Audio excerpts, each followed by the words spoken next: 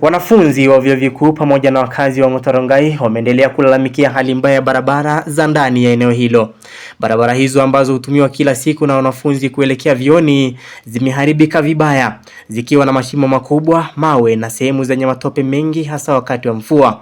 Hali hii imekuwa kikwazo kikubwa kwa usafiri wa kila siku. Wanafunzi wa chuo kikuu cha Multimedia tunakumbwa na matatizo mengi zaidi, manake hivi sasa wakati huu ambapo tunashuhudia wakati ama kipindi cha mvua katika maeneo haya ya Ongata Rongai, wakati ambapo labda tunaelekea shuleni wakati wa asubuhi, unapata kana kwamba mvua imenyesha. Hivyo basi hali ya barabara ni mbovu zaidi katika maeneo ya Ongata Rongai. Kwa hivyo ni wito kwa serikali labda wafanye vyema na hima ili waweze kutengeneza barabara angalau wanafunzi na wakazi katika.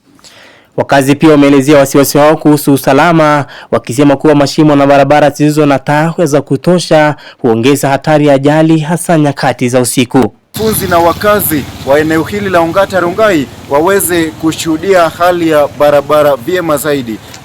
Tunataka wanafunzi na wakazi kwa pamoja sasa wanatoa wito kwa viongozi wa kaunti kuchukua hatua za kukarabati barabara hizo ili kuboresha usafiri, kuhakikisha usalama wao na kurahisisha shughuli zao za kila siku. Jonathan Lena Kukuya, Ongata Rongai, kaunti ya Kajiado.